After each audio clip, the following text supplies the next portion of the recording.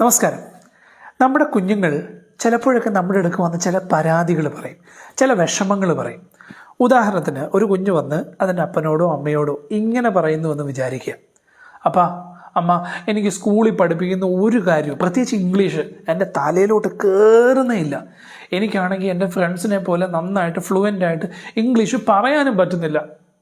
ഇങ്ങനൊരു വിഷമമോ ഒരു സ്റ്റേറ്റ്മെൻറ്റോ ഒരു കുഞ്ഞ് വന്ന് പറഞ്ഞാൽ, ഞാൻ ഇനി പറയാൻ പോകുന്ന 5 രീതിയിലായിരിക്കരുത് നമ്മുടെ പെരുമാറ്റം, നമ്മുടെ റിയാക്ഷൻ.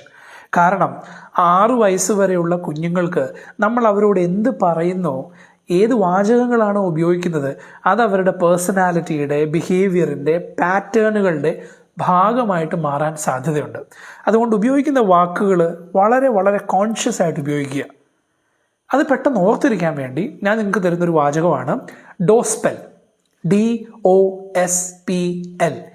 ഈ 5 രീതിയിൽ കുഞ്ഞുങ്ങളോട് സംസാരിക്കാതിരിക്കുക. അതിൽ ഡി എന്ന വാക്കുകൊണ്ട് അല്ലെങ്കിൽ അക്ഷരം കൊണ്ട് ഉദ്ദേശിക്കുന്നത് ഡിസ്മിസലാണ്. നമ്മളോട് ഇങ്ങനൊരു കുഞ്ഞ് വന്ന് വിഷമം പറഞ്ഞാൽ നമ്മൾ ഉടനെ, ചില മാതാപിതാക്കളെങ്കിലും പറയുന്നൊരു കാര്യമാണ്: ഓ പിന്നെ അതൊന്നും സാരമില്ല, എൻ്റെ കുഞ്ഞ് മിടിക്കുക കേട്ടോ, എൻ്റെ കുഞ്ഞ് അങ്ങനെ ബാക്കിയുള്ളവരെ വെച്ചൊന്നും കമ്പയർ ചെയ്യേണ്ട ഒരു കാര്യമില്ല, നീ മിടിക്കുക, ഒരു പ്രശ്നമില്ല. ഇങ്ങനെ പറയുമ്പോൾ നമുക്ക് തോന്നും നമ്മൾ കുഞ്ഞിനോട് കമ്പയർ ചെയ്യേണ്ട, വിഷമിക്കേണ്ട എന്നൊക്കെ പറഞ്ഞ് കുഞ്ഞിനെ മോട്ടിവേറ്റ് ചെയ്തു എന്ന്. പക്ഷേ ഓരോ കുഞ്ഞിനും നമ്മളെക്കാൾ കൂടുതൽ ചിന്തിക്കാനും സെൻസ് ചെയ്യാനുള്ള എബിലിറ്റി ഉള്ളത് കൊണ്ട് തന്നെ കുഞ്ഞുങ്ങൾ ഇതിനെ ഒരു ഡിസ്മിസലായിട്ടാണ് കാണുന്നത്. അവരുടെ ഉപബോധ മനസ്സ്, അൺകോൺഷ്യസ് മനസ്സ് പിന്നീട് അവരെ പറഞ്ഞ് പഠിപ്പിക്കും. എന്തെങ്കിലും പ്രശ്നം വന്നാൽ ഒഴിഞ്ഞങ്ങോട്ട് മാറി നടക്കുക, എന്തെങ്കിലും പ്രശ്നം വന്നാൽ അതൊന്നും ഒരു പ്രശ്നമല്ല എന്ന് പറഞ്ഞ് സൈഡിലോട്ട് മാറി നടക്കുക. പ്രശ്നങ്ങൾ വരുമ്പോൾ അതിനെ അഭിമുഖീകരിക്കാതെ, പ്രശ്നമാണ്, ഓ അത് കുഴപ്പമില്ല, ഇപ്പുറത്തോട്ട് മാറിയേക്കാം.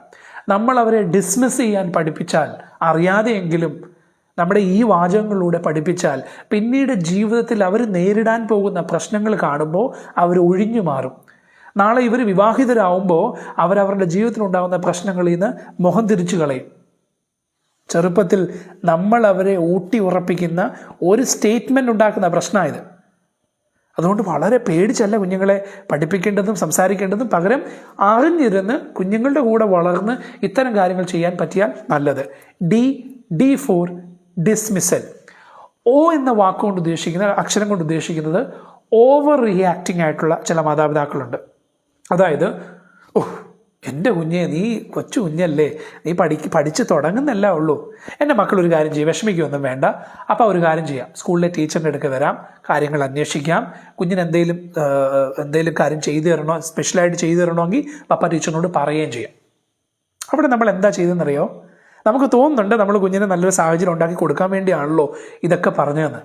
പക്ഷേ നമ്മളവിടെ ഓവർ റിയാക്ട് ചെയ്യുകയാണ്. ആ കുഞ്ഞു മനസ്സ് അതിനെ എങ്ങനെ എടുക്കുന്നതെന്ന് അറിയാമോ? പലപ്പോഴെങ്കിലും എൻ്റെ അപ്പ, എൻ്റെ അമ്മ എന്തെങ്കിലും പ്രശ്നമുണ്ടെങ്കിൽ അവരവിടെ ഉണ്ട്, അവർ ചെയ്തോളും, ഞാൻ പ്രശ്നങ്ങളൊന്നും നേരിടണ്ട, അവർ ചെയ്തോളും, അയാൾ ചെയ്തോളും. ഓവർ ഡിപ്പെൻഡൻസ് നമ്മളെ കുഞ്ഞുങ്ങളിൽ ക്രിയേറ്റ് ചെയ്യുകയാണ്. എനിക്ക് കഴിവൊന്നുമില്ല, എനിക്കുള്ള പ്രശ്നങ്ങളൊക്കെ മാറ്റാൻ എൻ്റെ അപ്പയുണ്ട്, എൻ്റെ അമ്മയുണ്ട്, എൻ്റെ ചേട്ടനുണ്ട്, അനിയനുണ്ട്, അനിയത്തിയുണ്ട്. മറ്റുള്ളവരിലേക്ക് ഡിപ്പെൻഡൻസി കൂട്ടുന്ന രീതിയിലേക്ക് ഈ സംസാരം, ഈ വാചകം ഒരു കുഞ്ഞു മനസ്സിനെ രൂപപ്പെടുത്തിയേക്കാം. ഓവർ റിയാക്ട് ചെയ്യുന്ന മാതാപിതാക്കൾ ദയവ് ചെയ്ത് ഓവർ റിയാക്ട് ചെയ്യാതിരിക്കുക. ഓ എന്ന വാക്കുകൊണ്ട് ഓവർ റിയാക്ഷൻ. എസ് എന്ന വാക്കിൽ ഷെയ്മിങ് എന്ന വാക്കാണ് നമ്മൾ വെക്കാനായിട്ട് ഉദ്ദേശിക്കുന്നത്. ഷെയ്മിങ് എന്ന് പറഞ്ഞാൽ ചില മാതാപിതാക്കളെങ്കിലും ഇങ്ങനെ കുഞ്ഞുങ്ങൾ വന്ന് വിഷമം പറയുമ്പോൾ, കണ്ടോ ഓരോരോ കാരണം പറഞ്ഞുകൊണ്ട് വരിക, നിൻ്റെ കൂടെ തന്നെ പഠിക്കുന്ന കൊച്ചല്ലേ അപ്പുറത്തെ അഖില്, അവന് നന്നായിട്ട് ഇംഗ്ലീഷ് പറയുമല്ലോ, എനിക്ക് തോന്നുന്നു നിന്നെക്കാട്ടി 6 മാസം ഇളയതാ കൊച്ച്, അപ്പോൾ നീ ഓരോ കാരണം പറയല്ലേ, നീ സ്കൂളിൽ നിന്ന് വന്നു കഴിഞ്ഞാൽ ഉടനെ ബാഗ് ഒരു വഴിക്ക്, സോക്സ് ഒരു വഴിക്ക്, എന്നിട്ട് ഫോണും പിടിച്ച് ഇങ്ങനെ ഇരിക്കും, പിന്നെ എങ്ങനെ ഇംഗ്ലീഷ് പഠിക്കുന്നത്? ഇത് നമുക്ക് കറക്റ്റായിട്ടുള്ളൊരു റിയാക്ഷനായിട്ട് തോന്നും. കാരണം ഒട്ടുമിക്ക കുഞ്ഞുങ്ങളും ചിലപ്പോൾ അങ്ങനെ മടി പിടിക്കുന്ന കുഞ്ഞുങ്ങളായിരിക്കാം. അവിടെ പക്ഷേ നമ്മൾ കുഞ്ഞുങ്ങളെ ഷെയിം ചെയ്യാണ്. ഇങ്ങനൊരു വാചകം പറഞ്ഞപ്പോൾ നമ്മൾ കുഞ്ഞുങ്ങളെ ഷെയിം ചെയ്ത് നാണം കെടുത്തി കാര്യം നേടാനായിട്ട് ശ്രമിക്കുക.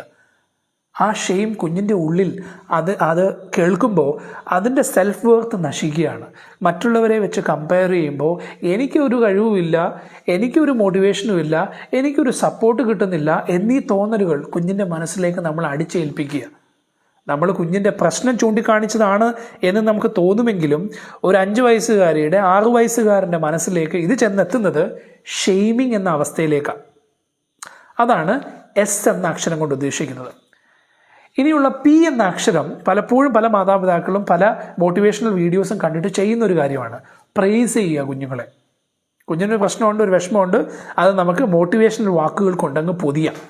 ചില മാതാപിതാക്കളെങ്കിലും പറയും, എൻ്റെ കുഞ്ഞ് ഒന്നും കൊണ്ടും വിഷമിക്കണ്ട, എല്ലാം ഓക്കെയാണ് കേട്ടോ, എൻ്റെ കുഞ്ഞ് മിടുക്കനാ, എൻ്റെ കുഞ്ഞ് മിടുക്കിയ, ഒക്കെ പഠിച്ചെടുത്തോളൂ കേട്ടോ, വിഷമിക്കുകയൊന്നും വേണ്ട കേട്ടോ. എൻ്റെ കുഞ്ഞിന് കഴിഞ്ഞ ആഴ്ചയും കൂടെ ഞാൻ കേട്ടതേ ഉള്ളല്ലോ കുഞ്ഞൊരു ഇംഗ്ലീഷ് റൈം പാടുന്നത്. TV കണ്ടൊരു പാട്ടൊക്കെ കുഞ്ഞ് പാടിയില്ലേ, അതൊക്കെ ഞാൻ കണ്ടായിരുന്നല്ലോ. ആരാ പറഞ്ഞ എൻ്റെ കുഞ്ഞിന് കഴിവില്ലാന്ന്? അല്ലെങ്കിൽ ആരാ എൻ്റെ കുഞ്ഞിനോട് പറഞ്ഞ് ഇംഗ്ലീഷ് പഠിക്കാൻ സംസാരിക്കാൻ എൻ്റെ കുഞ്ഞിന് പറ്റില്ലാന്ന്?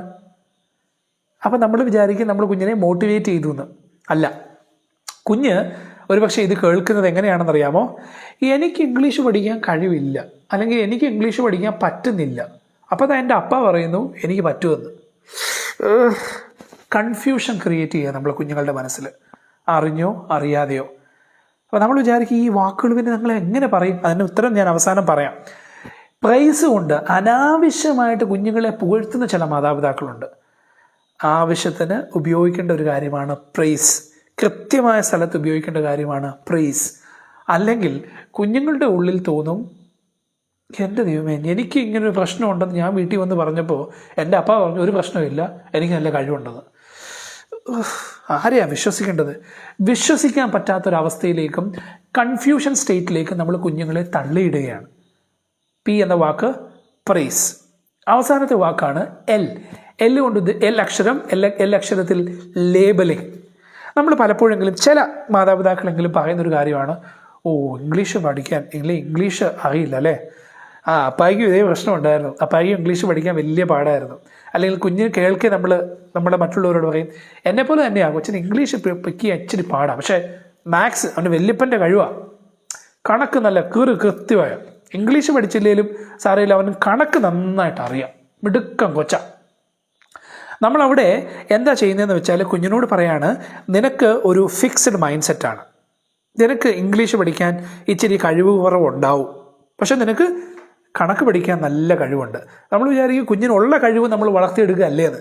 അപ്പോൾ നമ്മൾ എന്താ ചെയ്യുന്നത്? സത്യത്തിൽ കുഞ്ഞിൻ്റെ ഗ്രോത്ത്, അല്ലെങ്കിൽ ആ 5-6 വയസ്സിൽ സമയത്ത് കുഞ്ഞിങ്ങനെ എല്ലാം പഠിക്കാനും വളരാനും ഇങ്ങനെ തിളച്ച് നിൽക്കുന്ന സമയത്ത് നമ്മൾ കുഞ്ഞിനോട് പറയാണ്, ഇംഗ്ലീഷിൽ നിനക്ക് കഴിവില്ല, എനിക്ക് നേരത്തെ അറിയായിരുന്നു, പക്ഷെ കണക്കിൽ നിനക്ക് നല്ല കഴിവുണ്ട്. ഒരു വാതിൽ നമ്മൾ അടച്ച് കുഞ്ഞിനോട് മറ്റേ വാതിലിലൂടെ കടന്നു പോകാനായിട്ട് പറയുക. ലേബല് ചെയ്യുകയാണ് കുഞ്ഞുങ്ങളെ. ദയവ് ചെയ്ത് അത് ചെയ്യാതിരിക്കുക. അപ്പോൾ പിന്നെ പിള്ളേരോട് എങ്ങനെ ഇതിനൊരു മര്യാദയ്ക്കുള്ള ഉത്തരം പറയും?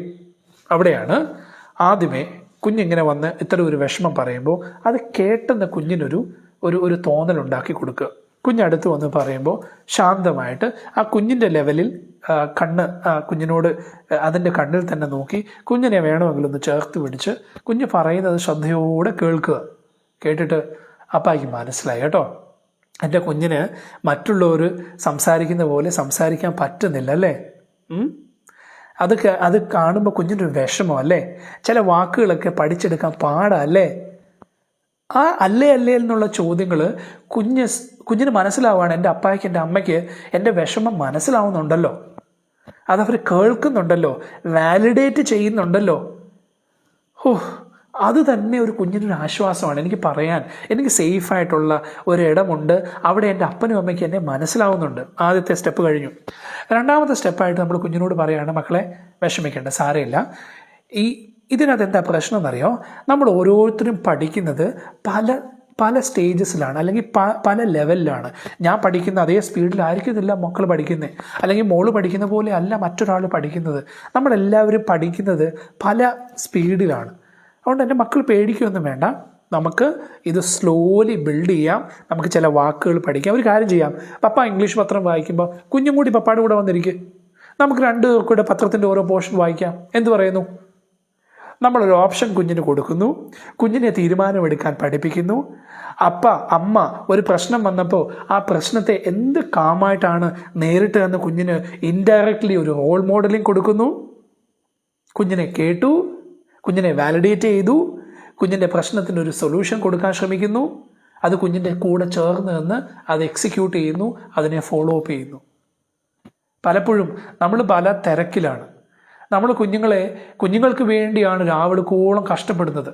പക്ഷെ കുഞ്ഞുങ്ങളോട് ഇങ്ങനെ ചേർന്നിരുന്ന് സംസാരിക്കുക എന്ന് പറയുന്നത് വളരെ ഇമ്പോർട്ടൻ്റാണ്. പ്രത്യേകിച്ച് 1 വയസ്സ് മുതൽ ഒരു 6, 7, 8 അല്ലെങ്കിൽ ഒരുപക്ഷെ ഞാൻ പറയും 10 വയസ്സ് വരെ കുഞ്ഞിന് കൊടുക്കുന്ന വാക്കുകൾ, ശിക്ഷണമെന്ന് പണ്ടുള്ളവർ പറയും, അടിയല്ല ശിക്ഷണം വാക്കുകളാണ്. കുഞ്ഞൊരു തെറ്റ് ചെയ്യുമ്പോൾ, തെറ്റായിട്ടൊരു വാക്ക് പറയുമ്പോൾ, തെറ്റായിട്ട് എന്തെങ്കിലും കാര്യങ്ങൾ ചെയ്യുമ്പോൾ അതിനെ വഴക്ക് പറയുകയും തമ്മി നീ പഠിപ്പിച്ചതാ, അവൻ പഠിപ്പിച്ച, ഇവള് പഠിപ്പിച്ച, നിങ്ങൾ പറയുന്നത് കേട്ടതാണ് എന്ന് അങ്ങോട്ടും ഇങ്ങോട്ടും പഴി ചേരാതെ ആ കുഞ്ഞിനോട് ചേർന്നിരുന്ന് അതിൻ്റെ കൂടെ സമയം ചെലവഴിച്ച് അതിൻ്റെ കണ്ണിൽ നോക്കി, ആ കുഞ്ഞിൻ്റെ കണ്ണിൽ നോക്കി കാര്യങ്ങൾ പറയുമ്പോൾ ആ കുഞ്ഞുങ്ങളത് പഠിച്ചെടുക്കും. അത്രമേൽ സുന്ദരമാണ് കുഞ്ഞുങ്ങളെ വളർത്തൽ. ആ സുന്ദരമായ വളർത്തൽ പ്രക്രിയ അതിൻ്റെ ഭാഗമാകുക. നമ്മളതിന് ഏതാണ്ട് വലിയ കാര്യം ചെയ്യുന്ന പോലെ ആവാതെ അതിൻ്റെ ഭാഗമായി മാറുമ്പോഴാണ് കുഞ്ഞുങ്ങളെ നമ്മൾ വളർത്തുന്നത്. അപ്പോൾ ഡോസ്പെൽ മറക്കല്ലേ.